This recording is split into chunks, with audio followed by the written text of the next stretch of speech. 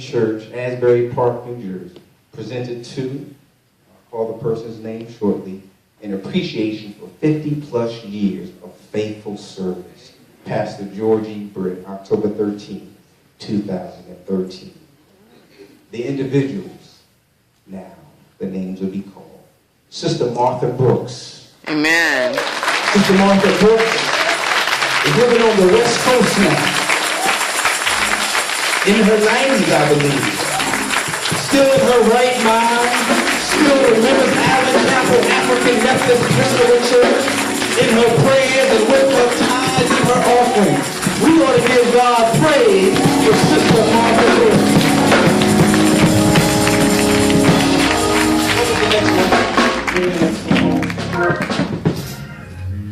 Y'all open these up as you come so we can go. They're not in alphabetical order now. So Sister Vermell, Prince, please come forward. Give God some praise.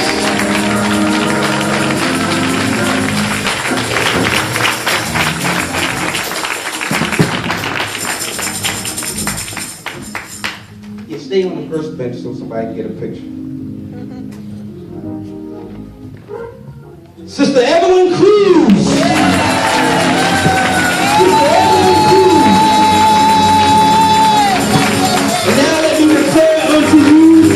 By the power invested in me by the bishop in my youth, that Evelyn Cruse is officially the mother of Allen Chapel African Methodist Episcopal Church.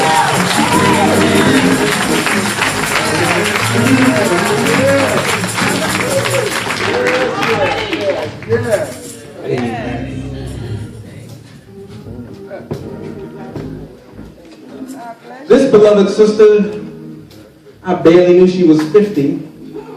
She's on the battlefield for the Lord this morning. She's in Connecticut with our young people at the YPD conference. Sister Sandra Dow. And we'll give this to her next week.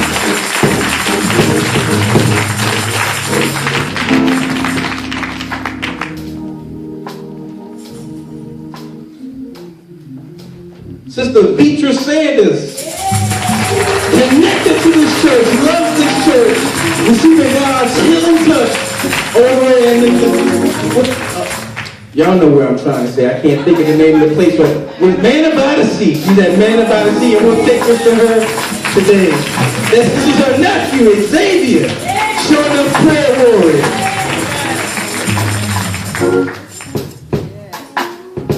Sister Marion Sanders. To God be the glory, come and receive your reward for 50+ years of faithful service. She's coming. To God be the glory for this beloved sister who's helped so many through the church school in VBS and so many other ways.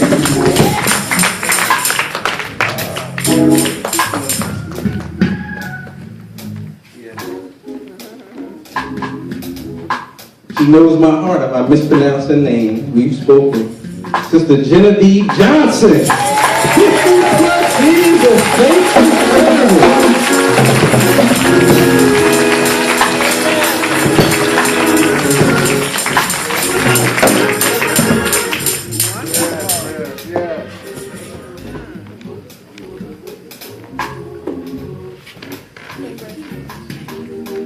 Now, I believe this sister has been here the longest, but we'll clarify that. 74 years. She's touched every young person inside and outside of this church. Sister Harriet Womack.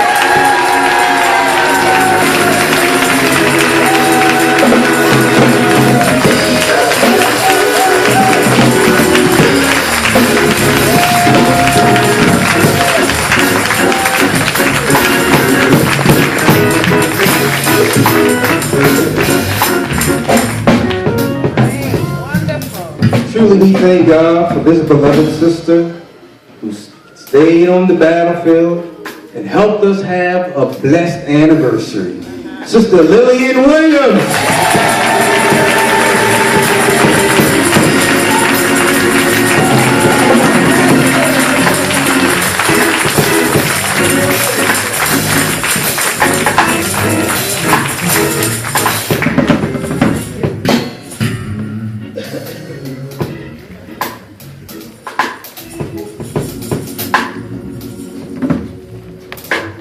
believe this beloved sister is here with us today.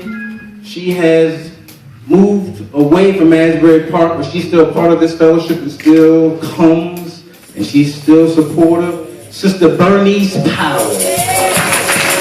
God be the glory for her.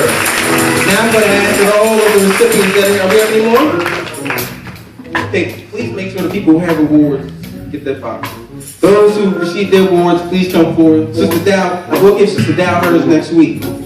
Okay. Okay, all right. Please come forward so we can get a picture with you. Bring your award with you outside of the box. We have photographer here extraordinaire, at least 2, 3, 4 of them. Come on, let's get a picture. Let's give God some praise. Stand to your feet. Allen Chapel, African Methodist Episcopal Church.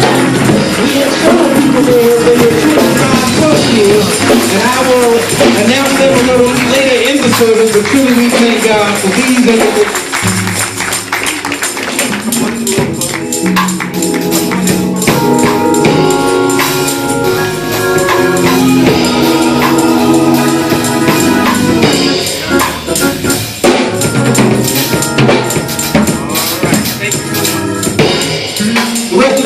For me later. God bless you, God bless you. Thank God for you. Thank God for you. You may return to your seat.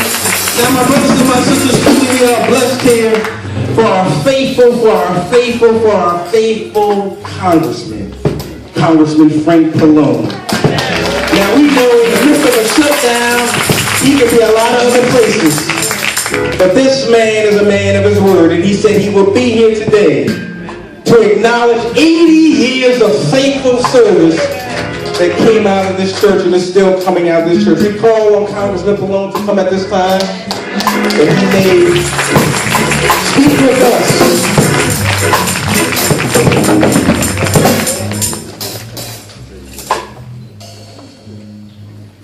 Thank you so much.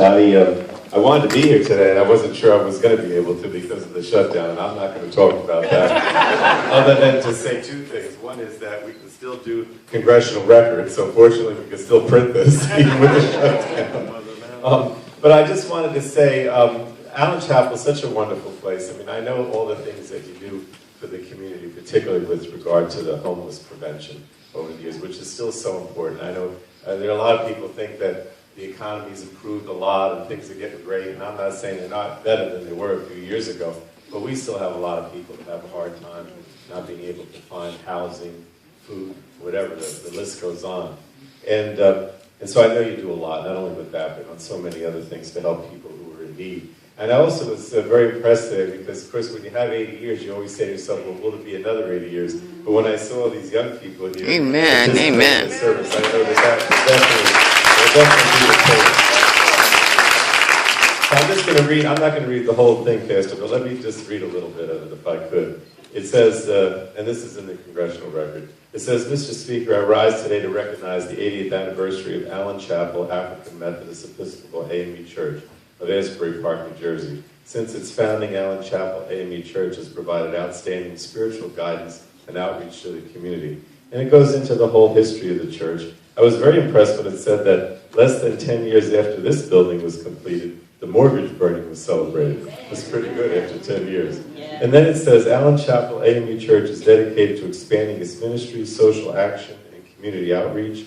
In 2012, it began a prayer line during the Lenten season that was eventually extended to a weekly occurrence. Allen Chapel also facilitated bringing Covenant House to Asbury Park and provides a haven to the homeless throughout the community. So, Mr. Speaker, once again, please join me in congratulating Allen Chapel AME Church on its 80th anniversary. Its dedicated service to its congregants and the greater Asbury Park community is truly deserving of this body's recognition. So I want to congratulate you. I'll hand this to the pastor. But I will say one thing that does relate to the shutdown.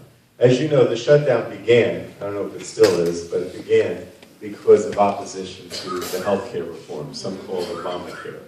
And to me, I was the author, one of the authors of Obamacare, and I'm very proud of it. And as you know, the shutdown began the very first day that people could sign up for health care, for health insurance. So I always say the best way to send a message about why we don't like the shutdown is to make sure people sign up for health care reform and look on the internet, or if you want to call my office in Long Branch, and make sure that you see what advantages there are that you can take, whatever you can take advantage of. There's a lot there that makes health insurance affordable for people that don't have it now or don't have a good policy and would like a better policy. So please do that. That probably sends the strongest message about why this shutdown makes no sense. So thank you again. Congratulations.